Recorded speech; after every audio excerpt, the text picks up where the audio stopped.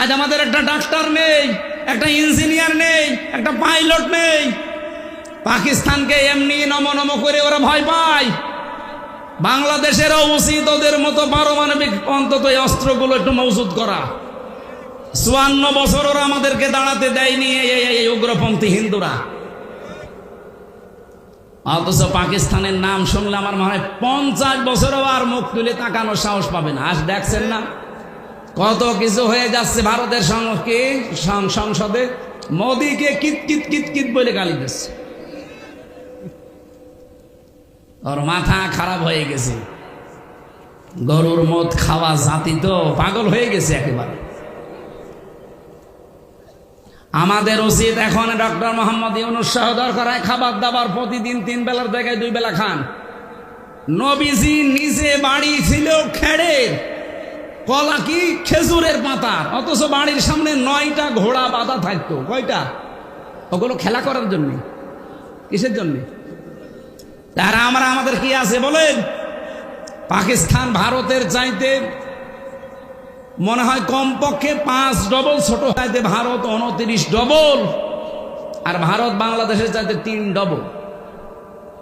আপনি চিন্তা করতে পারেন এতটুকু একটা দেশ ভারতের কাছে কি, অথচ ওদের নারী পুরুষ যে যেখানে আছে দেখেছেন জীবন একেবারে বনিয়ানুম মারসুস নিয়ে গেছে। বনিয়ানুম মারসুস মানে কি? সীসা গলা প্রাচীরের মতো। একটা মেয়ে লোককে দেখলাম যে পাইলট নারী আয়শা, ও যাবার সময় সই করে গেছে খাতায়, আল্লাহর নামে আমি যাচ্ছি, ফিরে আসলে আসলাম, না আসলে গেলাম। ওর বাবার কাছে, বাবা আবার আর্মির চিফের কাছে বলেছে আমার এই মেয়ে যদি সামনে গুলি নিয়ে আসে তাহলে নিয়ে আসবা, মাটি দিয়ে দেব, যদি পেছনে গুলি নিয়ে আসে এরকম মেয়ে আমার দরকার নেই। ঠিক ওই বনিয়ানুম মারসুস এই অপারেশনে এটা সাকসেস হয়েছে। ওখানে যে আঘাত করে আবার ফিরে এসেছে। সুবহানাল্লাহ বলতে পারেন নাই? এমনি যুদ্ধ বিরতি ওরা চেয়েছে। এই শুকর খাওয়া জাতি শেষ পর্যন্ত নমস্কার করতে বাধ্য হয়েছে।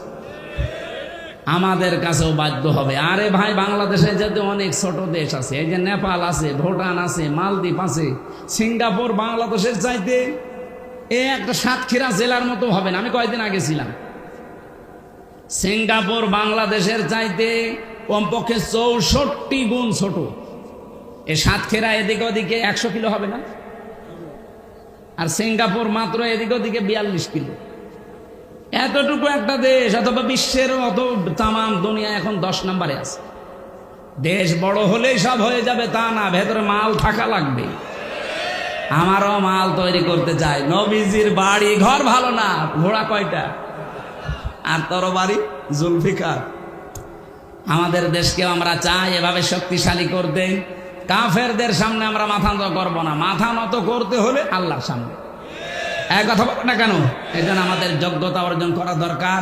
যেটা হাবিল বলেছিল আদম নবীর সন্তান, যে ভাই আপনারটা কবুল হবে কি করে, আপনার তো যোগ্যতাই নেই। ইন্নামা ইয়াতাকাব্বালুল্লাহু মিনাল মুত্তাকিন। এরপরে তিনি কয়েকটা কথা একটার পর একটা ভাইকে জানাচ্ছিলেন।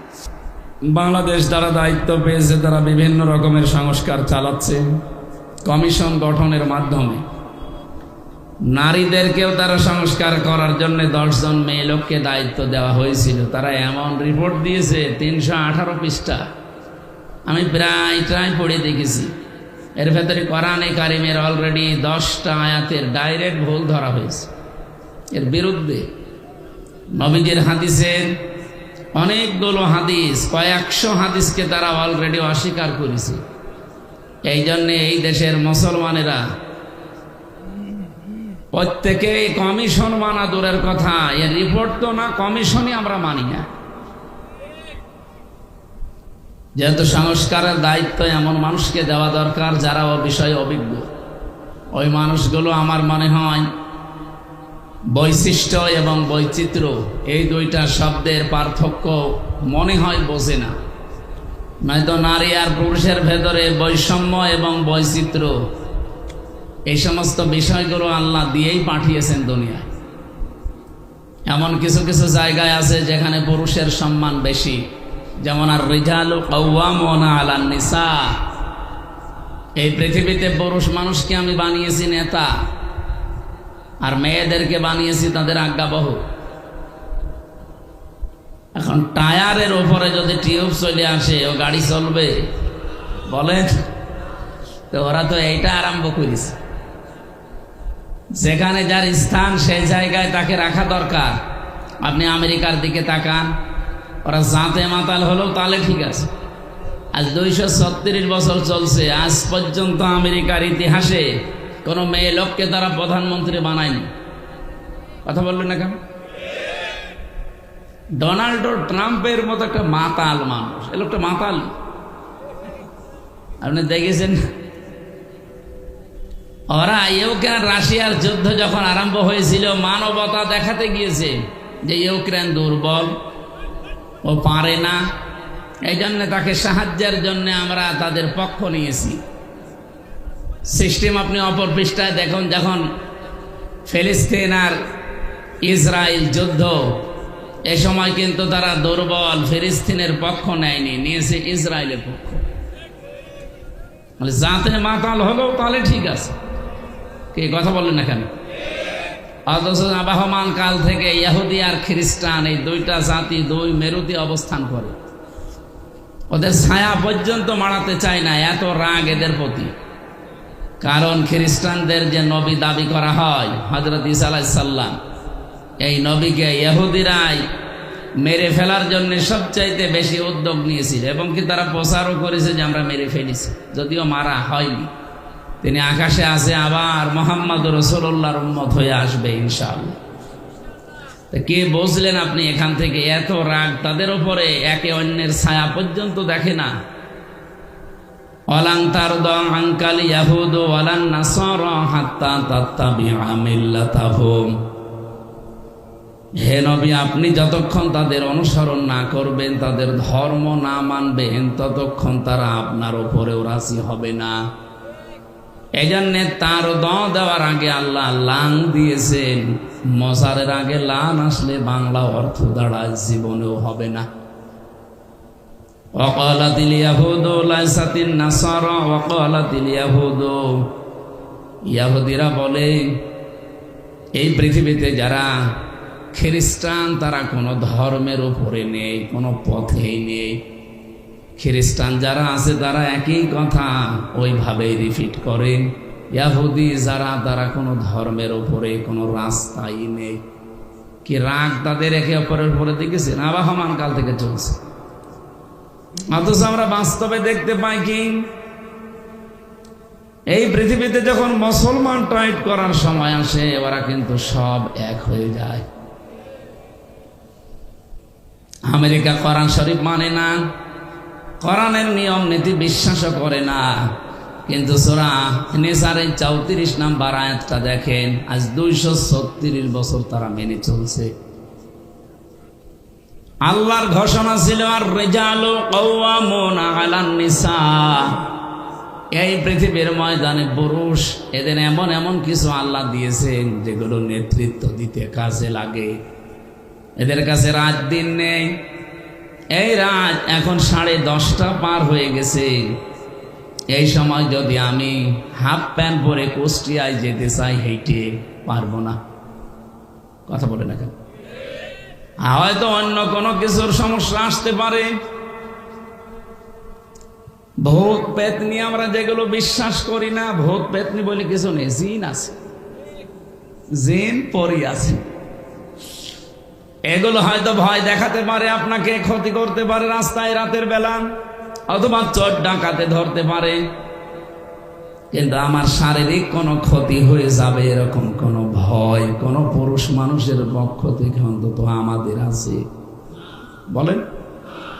কিন্তু আমার মতো 30 বছরের একটা যুবতী মেয়েকে হাফ প্যান্ট পরে আপনি কুষ্টিয়ায় যেতে বলেন তো এখন ওর বাপ পারবে? আর যদি যেতেও চাই ওর কিছু থাকবে?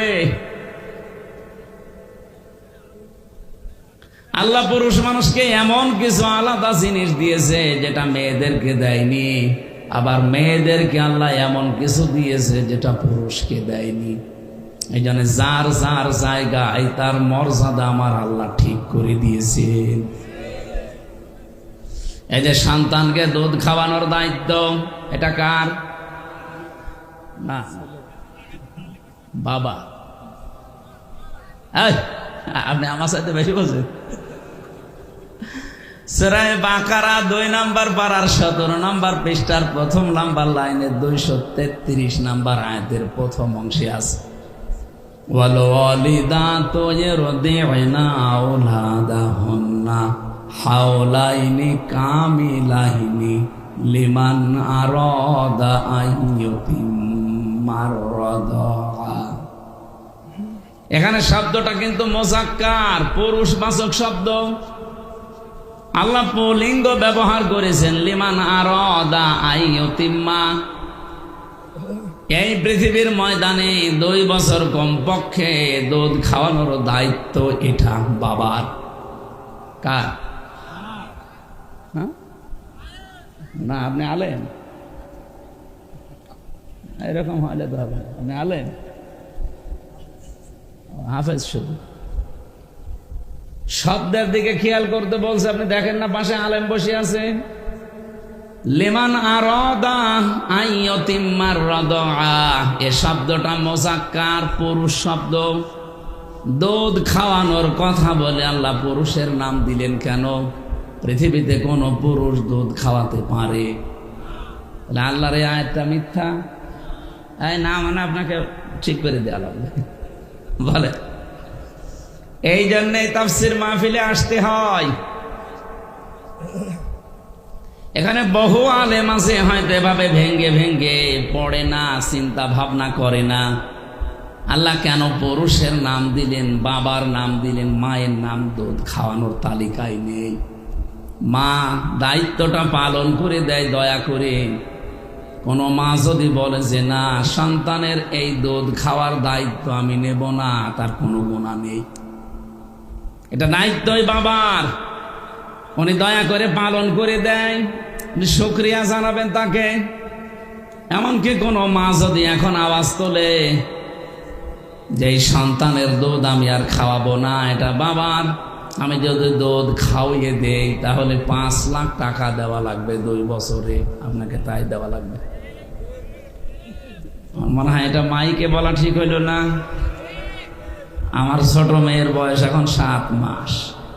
ম্যাডাম যদি এখন শুনে বলে যে হুজুর আসুক, আমি ধরা খেয়ে যাব না?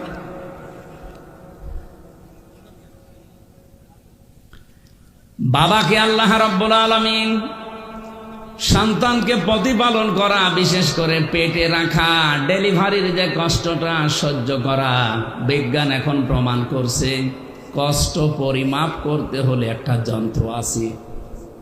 এটা আপনাকে যদি আমি মাপতে বলি, আপনি এটা মাপ দিতে পারবেন না। এই স্টেজ মাপ দিতে পারবেন না। এটা ফিতা দিলে আপনি মেপে দেবেন যে কয় গজ আছে এখানে। এখন যদি বলি এই যে বোতলে একটু পানি আছে মেপে দেন, ওটা আপনি ফিতা দিয়ে মাপবেন। ওটা মাপার আলাদা যন্ত্র নেই। লিটার লাগবে, ওইটা সিসি লাগবে। এই পৃথিবীতে প্রতিটি জিনিস পরিমাপ করার জন্য যেমন আলাদা যন্ত্র আছে, এই যে কষ্ট পাই আমরা, এই কষ্ট পরিমাপ করার জন্য একটা আলাদা যন্ত্র আছে, ইউনিট বলা হয়।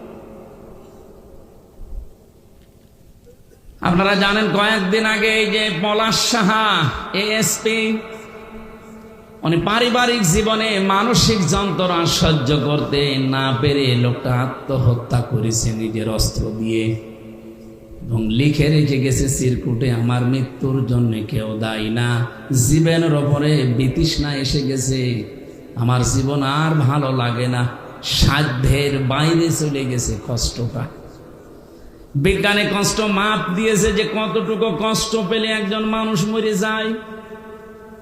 পৃথিবীতে যত শক্তিশালী পুরুষ আমরা আছি, সর্বোচ্চ 45 ডিগ্রি কষ্ট যদি কাউকে দেওয়া হয়, 45 ইউনিট কষ্ট পেলে লোকটা মরে যাবে।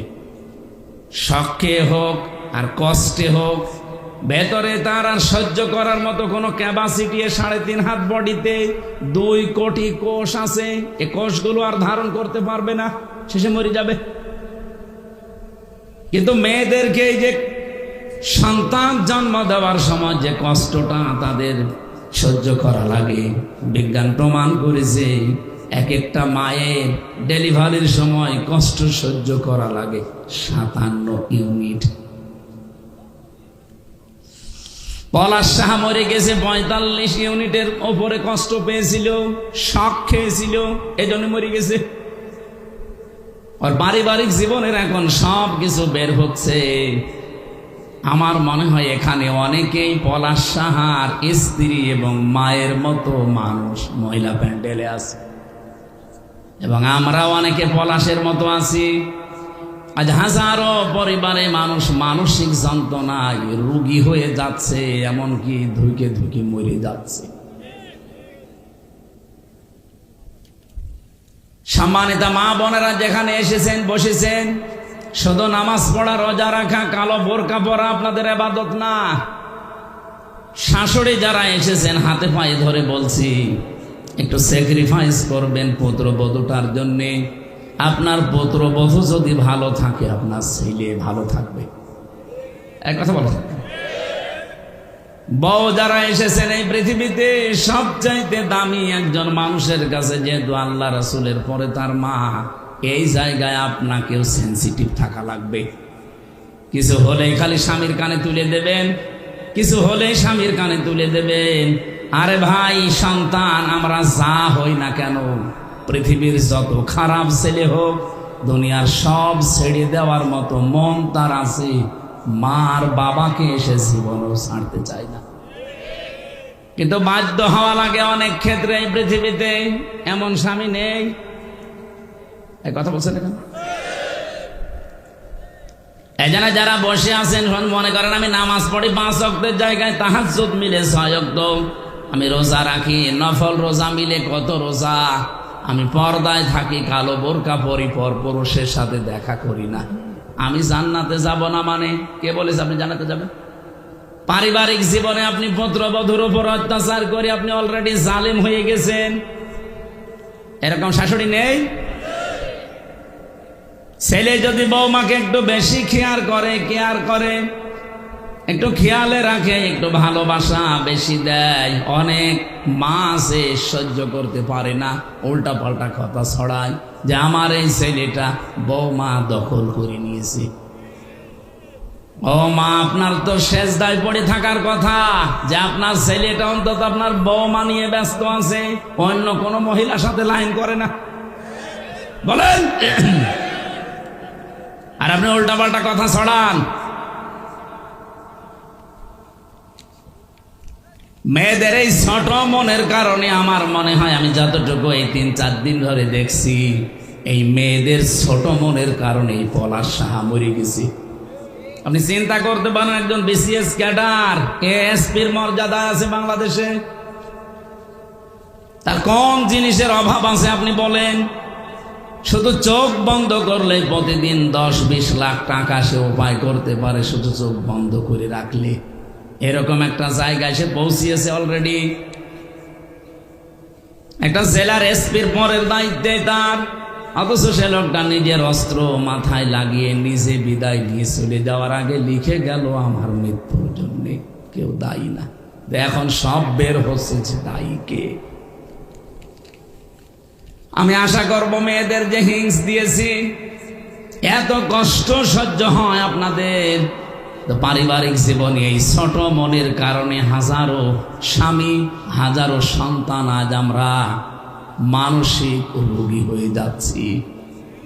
এখানে মানসিক রোগী নেই বলেন? একবার আসছিলাম রাঙ্গামাটি জেলা থেকে, কমিটির লোক আমারে বলছে, হুজুর রাতের বেলা যখন আসেন, সকালে আপনাকে আমরা বৃদ্ধাশ্রম দেখাবো। নিয়ে গেল, যে দেখি কলেজের এক অধ্যাপক, বিসিএস ক্যাডার, ওর মায়ের পায়ের কাছে বসে ওর মা ওকে বলছে, বাবা আমি যখন মারা যাব, আমার এই মাথার উপরে যে ফ্যান আছে, এই ফ্যানটা পাল্টিয়ে নতুন ফ্যান লাগিয়ে দিবা। ছেলেটা বলছে, মা তুমি তো মরেই যাবে, তখন আবার ফ্যান কি হবে? মা বলে, বাবা আজ 3 মাস আমাকে এখানে রেখে গিয়েছো, 3 মাসের ভেতরে আসো না, আজকে এসেছো খবর দেওয়ার কারণে যে ফ্যানটা আমার মাথার উপরে আছে, এটা আর ঘরে না। বহুবার এদেরকে বলেছি, এরা আমার কথাও শোনে না, কারণ যতটুকু টাকা দেওয়া হয় ততটুকু খেদমত পাওয়া যায়। যেহেতু টাকা পয়সা তুমি ওই পরিমাণ দাওনি, এই জন্য ওরা ওই পরিমাণ খেদমত সেবার দেয় না।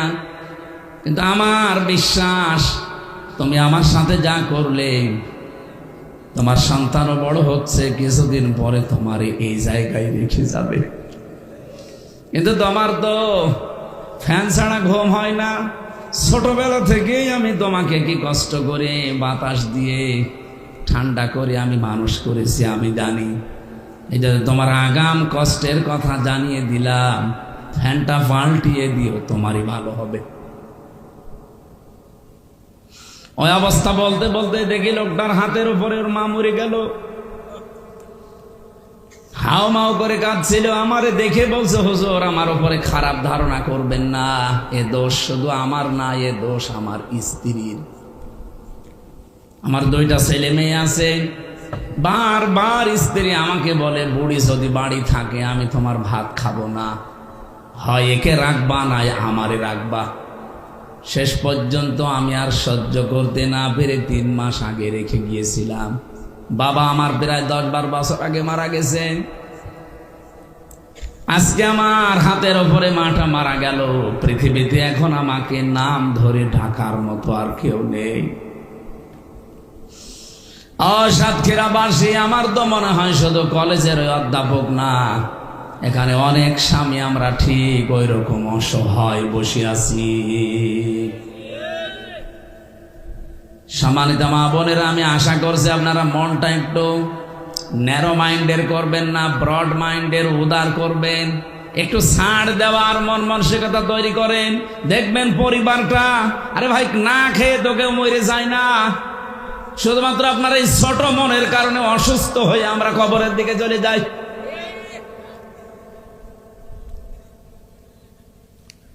আমি কষ্টের বর্ণনা দিতে গিয়ে পর্যন্ত এসেছিলাম মেয়েদের যে কষ্টটা, যদিও দায়িত্বটা বাবার, পৃথিবীতে দুধ খাওয়ানোর দায়িত্ব মায়ের না, মা দায়িত্বটা পালন করে দিচ্ছে, এজন্য তাকে ধন্যবাদ দেবেন, শুকরিয়া জানাবেন। যেহেতু আমাদেরকে আল্লাহ ওই জিনিসপত্র দেয়নি, এই জন্য সন্তানের দুধ খাওয়ানোর দায়িত্ব মায়ের। যদি আমাদের ওইটা দিত, আমাদেরই পান করানো লাগতো। কারণ লিমান আরো আদা এটা মোজাক্কার শব্দ। সাতক্ষীরাবাসী, এবার আসেন যে কথা বলতে চাই। মায়ের এই কষ্টের পরে 3 নম্বরে দুনিয়াতে কমপক্ষে দুধ খাওয়ানো লাগে 2 বছর। পেটে নেওয়া, ডেলিভারির কষ্ট, দুধ খাওয়ানো, তামাম দুনিয়ায় এত কষ্ট কোনো পুরুষ মানুষ আজ পর্যন্ত করে নাই, করেছে? তার জায়গাটা আমার আল্লাহ আলাদা করে দিলেন 2 জনের। মায়ের জায়গা আলাদা, বাবার জায়গা আলাদা। মায়ের মর্যাদা 3 গুণ আমার আল্লাহ বাড়িয়ে দিয়েছেন কোরআনে কারিমে সূরা আহকাফের 15 নম্বর আয়াতে।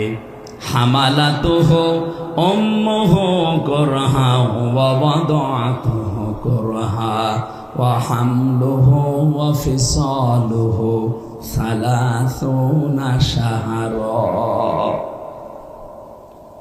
এখানে 3টা কষ্টের কথা আছে। তোমার মা তোমাকে কষ্টের মনে কষ্ট সহ্য করে পেটে বহন করেছে, ডেলিভারির কষ্ট সহ্য করেছে, এমনকি 30 মাস, কি 24 মাস পর্যন্ত তোমাকে পেটে নেওয়া আর দুধ খাওয়ানো, এগুলো মেলে প্রায় 30 মাস তোমার পেছনে শ্রম দিয়েছে। সালাসুনা শাহরা, 30 মাস। আমি যে কথা এখান থেকে আপনাদেরকে শিক্ষা দিতে চাই, এটা যেহেতু রেকর্ড হচ্ছে, সারা বাংলাদেশে কালকে যাবে। জায়গা যেহেতু আলাদা, ক্ষেত্রটা আল্লাহ আলাদা করে দিয়েছেন, এই জন্য দায়িত্ব আমাদের আলাদা আলাদা। আমেরিকা কোরআন বিশ্বাস করে না, নবীজিকে বিশ্বাস করে না, ওরা প্রকাশ্য শত্রু মনে করে। কিন্তু দেখেছেন কোরআনের আয়াত থেকে এই শিক্ষাটা আজ 236 বছর ওরা মেনে চলছে। এই জন্য ওরা দাঁড়িয়ে গেছে।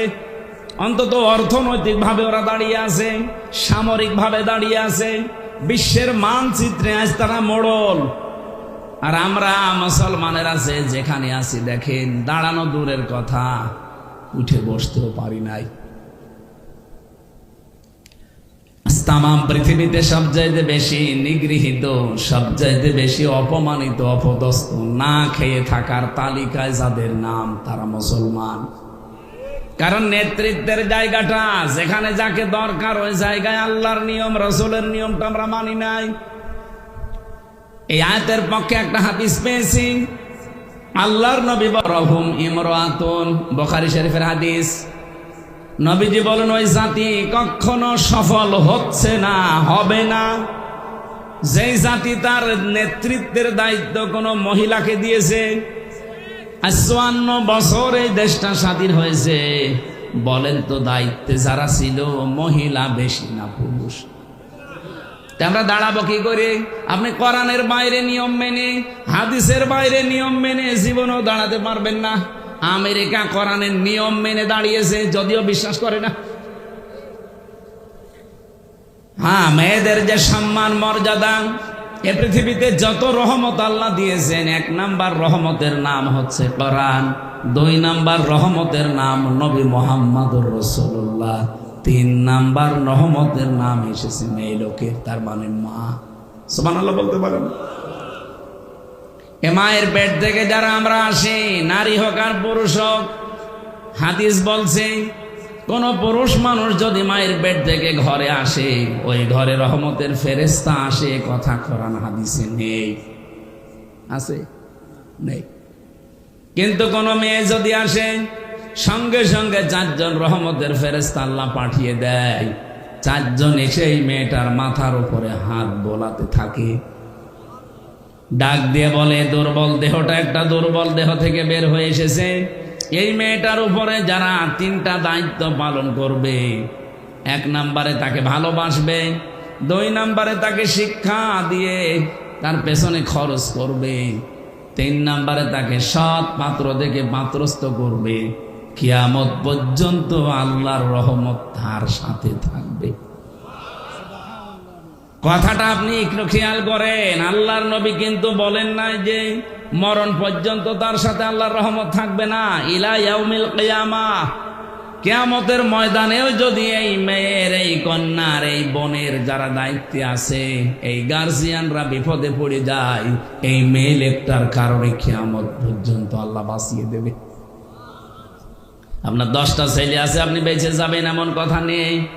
একটা মেয়ে হলে আপনি একটা জান্নাতের অধিকারী। সুবহানাল্লাহ বলতে পারেন না? কথাটা শুনতে যত সহজ মনে হচ্ছে, বিষয়টা অত সহজ না। নবীজির কথা যেহেতু জীবনে মিথ্যা হবে না, একটা মেয়ে যার আছে আর এই 3টা দায়িত্ব যার পালন করা হচ্ছে, আপনি বিশ্বাস করতে পারেন আপনি একটা জান্নাতের অধিকারী।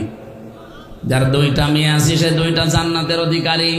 যার 3টা মেয়ে আছে, নবীজি বলেন তাকে 3টা জান্নাত আল্লাহ দিয়ে দেবে, কোনো সন্দেহ নেই। এই 3টা মেয়েকে যদি আবার স্পেশাল ভাবে এই 3টা দায়িত্ব সঠিক সুচারুরূপে পালন করতে পারে, আর একটা স্পেশাল মর্যাদা, এই কিয়ামতের দিন ওই লোকটার আমি নবী পাশাপাশি এভাবে জান্নাতে থাকবো। মেয়ে যাদের আছে খুশি হন, শুকরিয়া আদায় করেন। আল্লাহ পাকের কথাই ছিল দুনিয়াতে 4টা জিনিস দিলে আমি খুশি, কিন্তু আমার বান্দারা নারাজ। তার ভেতরে 1 নাম্বার কন্যা। বলেন বলেন, এই জন্য মেয়ে লোক হলে আপনি রাগ করবেন না। হযরত ওমর বলেন যে বাড়িতে একটা মেয়ে আছে, ওই বাড়িতে জান্নাতের একটা টুকরা আছে। যে বাড়িতে পুরুষ আছে ও বাড়িতে জান্নাতের টুকরা আছে, কথা আছে। মেয়ে লোক যাদের আছে, মেয়ে কন্যা অনেক দামি জিনিস, তাকে আদবগুলো, শিক্ষাগুলো আমরা দিতে পারি না। এই জন্য পরবর্তীতে সাংসারিক জীবনে যে সে একটা বোঝা হয়ে যায়, সে একটা ঝামেলা হয়ে যায়, হয় স্বামীর জন্যে, শাশুড়ির জন্যে, পরিবারের জন্যে। আমার কথার অর্থ বোঝা গেছে? 2 নাম্বারে পৃথিবীতে সব চাইতে বড় রহমতের নাম, যেটা আল্লাহ বেশি খুশি হন, তার নাম বৃষ্টি। কি বলেন বলেন? এই যে বৃষ্টি বন্ধ হয়ে গেছে এত গরমে। গতকালকে আমি ছিলাম বাগেরহাটে, পরশুদিন ওই জায়গায় আমি দেখেছি প্রায় 49 ডিগ্রি চলছিল বাগেরহাট মংলাতে। চিন্তা করতে পারেন বাংলাদেশের মতো জায়গায় 49 ডিগ্রি মানে কি? সৌদি আরবে 42, 43, 45 ডিগ্রি হলে মানুষ আর বাইরে বের হতে চায় না। পরশুদিন দেখলাম চুয়াডাঙ্গায় কে যেন উঠানের উপরে ডিম ভেজে খাচ্ছে এই সূর্যের আলোতে। কি তাপ! আল্লাহ রাব্বুল আলামিন বলেন পৃথিবী যখন গরম হয়ে যায়, অস-সামাই যাতির রাজি'i ওয়াল আরদি যাতিস সাদি'i ইন্নাহু লাকাউলুন ফাসল ওয়া মা হুয়া বিল হাযলি। ওই আকাশের কসম, যে আকাশ পানি ধরে আছে, বৃষ্টি ধারণ করে আছে, ওই আকাশের কসম, এবং জমিনের কসম যে জমিন বৃষ্টির পানিগুলো নিজের বুকের ভেতরে নিয়ে রেখেছে।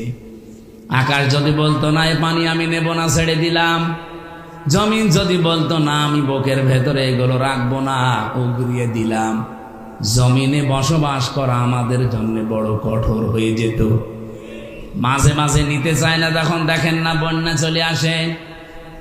এই সাগর থেকে হালকা সুন্দরবন এলাকা থেকে একটু যদি জলোচ্ছ্বাস কয়েক হাত উঁচা হয়ে আসে, আমার মনে হয় আশপাশ জেলাগুলো সব পানির নিচে চলে যাবে। আল্লাহ পাক বলেন বৃষ্টি এটা আমার রহমত, আকাশ থেকে আমি আল্লাহ এটা নাজিল করি, এটা আমি দিলে খুশি হয়। কিন্তু বহু মানুষ আছে এটা পেলেও নারাজ হয়ে যায়। 3 নম্বরে আমি বেশি আল্লাহ দিলে খুশি হয় রোগ ব্যাধি। কি এটা আমরা নারাজ? আরে ভাই রোগ ব্যাধি আপনি বোঝেন, এই পৃথিবীতে যত রহমত আল্লাহ ভালোবাসে যা, তার ভেতরে রোগ ব্যাধি একটা। আল্লাহ চায় আপনি যেন নিষ্পাপ হয়ে তার কাছে হাজিরা দেন। যেভাবে নিষ্পাপ বানিয়ে আল্লাহ পাঠিয়েছিলেন আপনাকে, ওইভাবে করে নিতে চাই।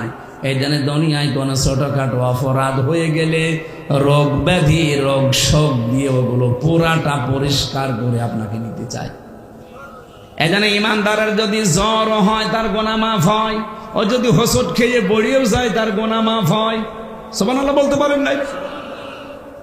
যাদের রোগ শোক হয় রাগ করবেন না, আল্লাহর উপরে বিরক্ত হবেন না। আরে ভাই দুনিয়ার এই ছোট্ট জীবনে যা হয় হয়ে যাক, আমার বিশাল জীবন পড়ে আছে যার শুরু হবে কোনোদিন শেষ নেই। 4 নম্বরে আল্লাহ সবচাইতে বেশি ভালোবাসে ওই জিনিস, তার নাম মেহমান। কি বললাম? মেহমান পাঠালে আল্লাহ খুশি হয়। আর আমরা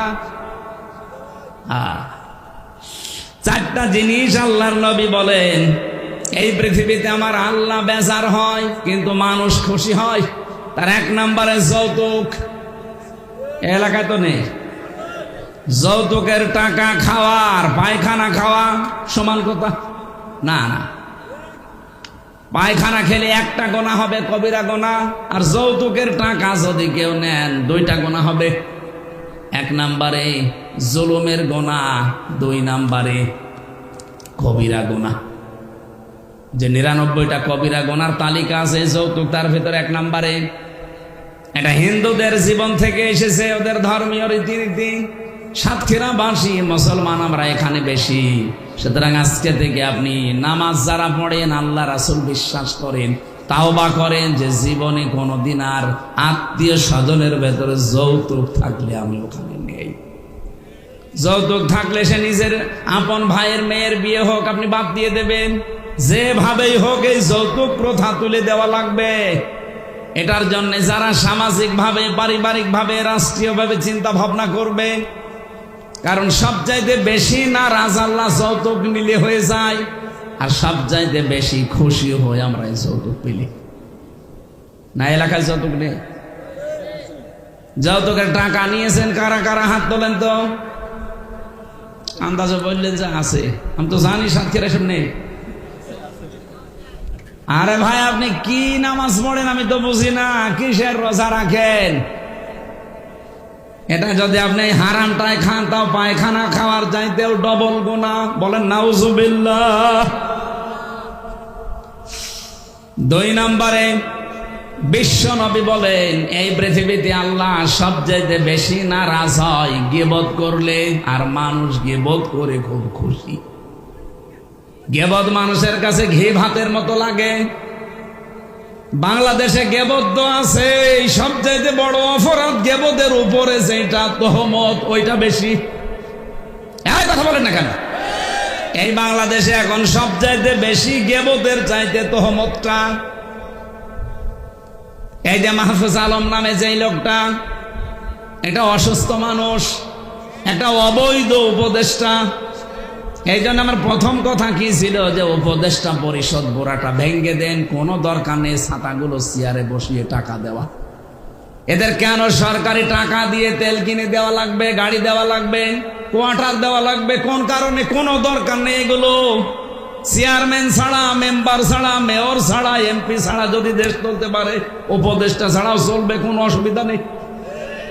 খালি যে দুইজনের নাম বললাম, দুইজনকে বসিয়ে রাখেন, একজনকে রাষ্ট্রপতি, একজনকে প্রধানমন্ত্রী, ঠিক দেশ চলবে। আর পাশাপাশি যেহেতু যারা জীবন দিয়ে গেল, তাদের জীবনের উদ্দেশ্য ছিল যে আমরা বৈষম্য চাই না। আর পৃথিবীতে বৈষম্য দূর করার জন্য আল্লাহ যেটা দিয়েছেন তার নাম কোরআন। ইন্নাল্লাহা ইয়া'মুরু বিল আদলি ওয়াল ইহসান, অবশ্যই আমি আল্লাহ তোমাদের সবাইকে নির্দেশ দিলাম ন্যায় বিচার কায়েম করো। কি বিচার? এই যে আদল শব্দটা আল্লাহ দিয়ে আরম্ভ করলেন, আদল কি? তাফসিরে আমি ফি জিলালিল কোরআন আর খাজেনে পড়েছি, আদল তিন প্রকার। মামান আল আদাল লুগাতান শারহান। এক নম্বরে মানুষ আদল করবে, ন্যায় বিচার করবে আল্লাহর সাথে, যেটা রূহের জগতে স্বীকৃতি দিয়ে এসেছিল। মানুষ সবাই আমরা বলে এসেছি বলো বালা, হে আল্লাহ তুমি আমাদের রব। এই কথাটা যেন মরণ পর্যন্ত ঠিক থাকে, এইটার নাম আল্লাহর সাথে আদল। কথা বোঝা গেছে? আপনি নিজের থেকে বলেন তো আল্লাহর সাথে আপনার আদল হচ্ছে না? আল্লাহ যখন বলেছিলেন আলাস্তু বিরাব্বিকুম, আমি কি তোমাদের রব না? সবাই বললাম ক্বালু বালা, অবশ্যই আপনি আমাদের রব। তো দুনিয়ায় এসে যখন রবের বিধানগুলো আপনি মানেন না, তখন আল্লাহর সাথে অবিচার হয় না ন্যায় বিচার? বলেন বলেন, অবিচার হচ্ছে। অথচ এই মানুষটা এখন মারা যাক, আমি এখন ইনারে কবরে দিয়ে আসলে ওনাকে ফেরেশতা বলবে মার রব্বুকা, তোমার রবকে? উনি তো বাঙালি মানুষ, একবারে বলে ফেলবে রব্বি আল্লাহ, আমার রব আল্লাহ। ফেরেশতা কিন্তু উল্টা প্রশ্ন করবে, ওই রব আল্লাহ মানে? রব মানে কি? রবের 19টা অর্থ আছে, সামারাইজ করে 5টা বলেছি আমি। রব মানে প্রথম নম্বরে সৃষ্টিকর্তা, রব মানে আইনদাতা। আন্দাজে যে একবারেই বলে ফেললে আমার রব আল্লাহ, যে দেশে বাস করতে 56,000 বর্গ মাইলের বাংলাদেশে রবের কোন আইনটা ছিল একটু বলো দেখি। আমার মনে হয় বাংলার বহু মানুষ কবরে গেলে ধরা খাবে। আমার কথা বুঝতেছে? হচ্ছে না আমাদের। আমি আপনাকে বাঁচাতে চাই, রব আগে ঠিক করেন। তাহলে আল্লাহর সাথে আদল 1 নম্বরে নেই, 2 নম্বরে রাসূলুল্লাহর সাথে আদল। আল্লাহর নবীর সাথে ন্যায় বিচার কি? বিশ্ব নবী তার 63 বছরের কমপক্ষে 23টা বছর আমাদের জন্য আদর্শ রেখে গেছেন। আপনি যদি আগের 40 বছর না মানেন অসুবিধা নেই, কিন্তু বাকি 23 বছর নবুয়তের জিন্দেগির 1 সেকেন্ডও যদি কেউ অস্বীকার করে, বলে না এত ঝামেলা করা যায়, সঙ্গে সঙ্গে লোকটা বেঈমান। বাংলাদেশে বহু মানুষ নবীজির 13 বছরের জীবন মানতে চায়, মক্কার জীবনটা, কিন্তু মদিনার জীবন উনি 10 বছর কোরআন দিয়ে রাষ্ট্র চালিয়েছেন। এটার কথা বললে কেমন যেন রাজনীতি মনে করে। আপনার 13 বছরের কথা বললে খুব ভালো লাগছে, ওই 13 বছর নবীজির জীবনী, বাকি 10 বছর নবীর জীবনে ছিল না। তাহলে ওনাকে যদি ন্যায় বিচারে আনতে হয়, মাস্ট বি আপনাকে তার উপরে আদল করতে হলে পুরা 23 বছর মানা লাগবে। আর 23 বছর আমরা যখন পুরাটা মানতে চাই, তখন আমাদের পেছনে কাঁটি দেয়। তিন নম্বরে মানবতার সাথে ন্যায় বিচার হচ্ছে না। এটাও আমি যে তহমতের কথা তুললাম কেন জানেন? বাংলাদেশে একটা মাজলুম দল, আপনি কি মনে করেন আমি জানি না, জামাত ইসলামী একটা মাজলুম দল না? তাদের উপরে এই মাহফুজ আলম নামে এরা কোলাঙ্গারি বলা দরকার। এ শয়তান যে কথাগুলো লিখে লিখে পাঠাচ্ছে একটাও কি এদের উপরে যায়? সবগুলো তার প্রতিহিংসা। এখন প্রমাণ পাচ্ছি সে নাকি লক্ষ্মীপুরে এমপি দাঁড়াবে, কিন্তু সেখানে যিনি আছেন তার আসনে তার ধারে কাছেও সে যেতে পারবে না। জামাত ইসলামী মনোনীত ওই জায়গায় যিনি আছেন ডক্টর রেজাউল করিম, আপনি সে যদি 100টার 90টা ভোট পায়, এ মনে হয় 9টাও পাবে না। এর মাথা এমনি খারাপ হয়ে যায়নি। এই যে তহমত গুলো, দোষগুলো একটা দলের উপরে আপনি লাগিয়ে দিলেন, 54 বছর আগের ইস্যু টেনে এনে জাতির ভেতরে এখন আপনি কালার করতে চান। জাতি আজ 54 বছরে দেখে ফেলেছে বাংলাদেশে সত্যি সত্যি চরিত্র ভালো কাদের। আমি গ্যারান্টি দিয়ে আপনাকে বললাম, যদি আপনি ধরিয়ে দিতে পারেন, আমি এখনই তাকে নিয়ে একেবারে সরাসরি কেন্দ্রে যাব। যদিও পরিবর্তন না হয়, এক্ষুনি তওবা করে আমি আপনার দলে চলে আসবো। বলেন, বাংলাদেশে যারা জামাত ইসলামী করে, যারা ইসলামী ছাত্র শিবিরে আছে, ইসলামী ছাত্রী সংস্থায় আছে, এরা বিড়ি খায়, আপনি দেখাতে পারবেন? কথা বলেন না কেন? এরা সিগারেট খায়, এরা চুরি করে, এরা মানুষের জিনিস মেরে খায়, এরা চাঁদাবাজি করে। যেগুলো বললাম এগুলো একটাও করে না, নিজেরা বলছে। এর চাইতে কি প্রমাণ চান? এদের হাতে দেশটা তুলে দিলেও নিরাপদেই থাকবে। আর যারা গলাবাজি করে তাদের চরিত্র দেশের মানুষ 54 বছরে দেখেছে। এই জন্যে তাদের এত ভয়। যাও মেলিক নিষিদ্ধের কথা আজ যারা বলে, 2 দিন পরে আমাদের নিষিদ্ধের কথা বলবে না, তার গ্যারান্টি আছে। এই জন্য আমরা এর পক্ষে নেই। ওরে শয়তান, আপনার চরিত্র এরকম করবেন আপনার মনে হচ্ছে যে জাতি তো আগেই বুঝে ফেলেছে। কয়েকদিন আগে একজন বলেছিল 15.5 বছরে তো কোরআনের অনুষ্ঠানগুলোতে অনুমতি চাইতে গেলে দিত, আর আমরা যদি কোনোদিন যেতে পারি অনুমতি দেব না। এই কথাটা আপনি আগেই বলে ফেললেন, কয়েকদিন পরে বলতে পারতেন না? ভোটটা হয়ে গেলে কথা বলেন না কেন? এটা যে কিছু হয় তার প্রমাণে সাতক্ষীরার কয়েকদিন আগে এক চেয়ারম্যান, ওরে প্রশাসনের লোক পর্যন্ত কি গাইল দিয়েছে দেখেছেন? বলেছে বিয়াদব, একটা বাটপার, আসলে একটা বাটপার। তাছাড়া মঞ্চে বসে আলেমের বিরুদ্ধে উল্টা পাল্টা কথা বলতে পারে? এটা বাটপার না? সাতক্ষীরার আলেম ওলামারা তার বিরুদ্ধে কি স্ট্যাটাস দেয়নি, প্রতিবাদ জানায়নি? আমরা চাই এরকম বেয়াদবরা। এই জন্য তো মানুষ এখন সব বুঝে ফেলছে যে আরে ভাই এ কথা বলবেন আপনি নির্বাচনের পরে, আগেই বলে ফেললে মানুষ তো সব বুঝে ফেলবে। তহমত দেবেন না। যার যেই দোষ নেই ওই দোষ যদি তার উপরে চাপিয়ে দেন, এটা গেবত থাকে না, এটা কি হয়? আর বাংলাদেশে এটা বেশি হচ্ছে।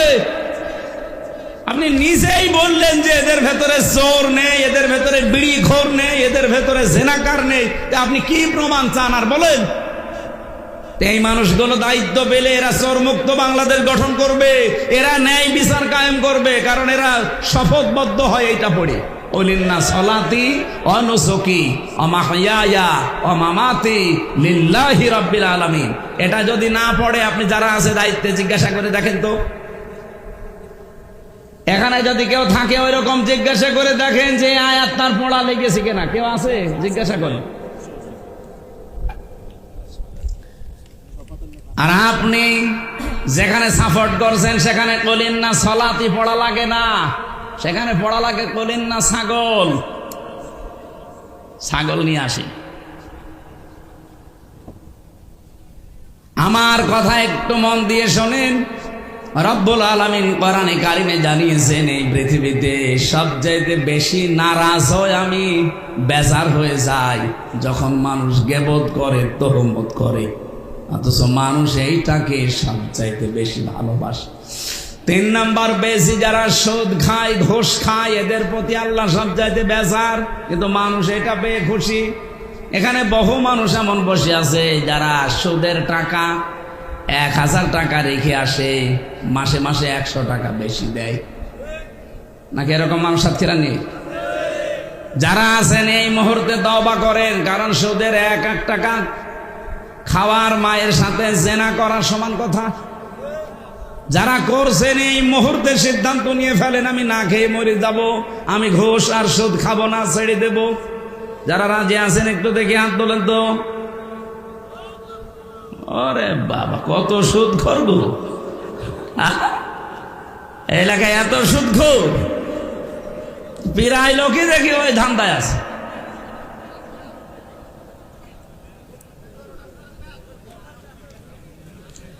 চার নম্বরে বেশি, বিশ্ব নবী বলেন এই পৃথিবীতে সবচাইতে বেশি আমার আল্লাহ মন খারাপ করে, বেজার হয় মিথ্যা কথা বললে, আর সবচাইতে বেশি মানুষ শান্তি পায় মিথ্যা কথা বলে। বলেন তো 15.5 বছর যারা টিকে ছিল এরা কি সত্যের উপরে না মিথ্যার উপরে? বলেন বলেন, এটা আমি নিজে তার প্রমাণ না। 3টা বছর ওরা আমাকে আটক করে রেখেছিল, ফাঁসির কন্ডেম ছেলে, সত্য দিয়ে না মিথ্যা দিয়ে? যে মামলা দিয়েছিল মামলা পর্যন্ত মিথ্যা, যে সাক্ষী দিয়েছে সাক্ষী মিথ্যা। এমনকি গতকালকে প্রমাণ হয়েছে মাওলানা মতিউর রহমান নিজামীকে যাদের কথা শুনে ফাঁসি দিয়েছে, ওই মিথ্যা সাক্ষী যারা দিয়েছে তারা এখন বলছে আমাদেরকে যা শিখিয়ে দিয়েছে আমরা তাই বলেছি। এমনকি আমার পক্ষে 4 জন সাক্ষী নিয়ে গিয়েছিল আমার বিপক্ষে কুষ্টিয়া থেকে। আমি জেল থেকে বের হয়ে আগস্টের 5 তারিখের পরে তাদের বাড়িতে যেয়ে বললাম, আপনারা এমন মিথ্যা কথা কোর্টে আমার বিরুদ্ধে বলতে পারলেন? হুজুর আমার কিছু করার নেই, আমার টাকা দিয়েছিল, টাকাটা হালাল করা লাগবে না, এই কারণে আমি কথা বলেছি। ঠিক আছে, টাকা আপনি নাই হালাল করে মিথ্যা সাক্ষী দিলেন, আমার যে 12টা বেজে গেল। এই জন্য মিথ্যা ছাড়া লাগবে। 33 বছর এখন আমার বয়স। আমি যদি 18 বছর থেকে ভোট দেওয়া আরম্ভ করতাম, আল্লাহর কসম আমি 3 বার ভোট দিতে পারতাম। পারতাম না? একবারও পারি নাই। তার মানে এই 3টা বছর যাই 3টা গ্রামে যারা দায়িত্বে ছিল, এই 15 বছর প্রত্যেকটা সত্যের উপরে না মিথ্যার উপরে? পুরাটা মিথ্যার উপরে ছিলেন। এই জন্য মিথ্যা ছাড়া লাগবে। মিথ্যা কথা, মিথ্যা কাজ, মিথ্যা কর্মকাণ্ড যত কিছু আছে, এমনকি মিথ্যা ওয়াদা পর্যন্ত বন্ধ করা লাগবে। এখনো মৌসুম আসতেছে ওয়াদার, বহু মানুষ দেখবেন মিথ্যা ওয়াদা দেবে না, এই এলাকায় দেয় না। এই 4টা কাজে আমার আল্লাহ নারাজ, আর 4টা কাজে সব চাইতে বেশি খুশি হয়, অথচ আমরা ওই 4টা জিনিস পেলে নারাজ, আর আল্লাহ যে 4টা জিনিস পেলে খুশি হন, বেজার হন, এই 4টায় আমরা নিজেরা খুশি। আল্লাহ আমাদেরকে আল্লাহর পছন্দনীয় যে 4টা জিনিস, এগুলো পেয়ে আনন্দ করার তৌফিক দেন। আমিন।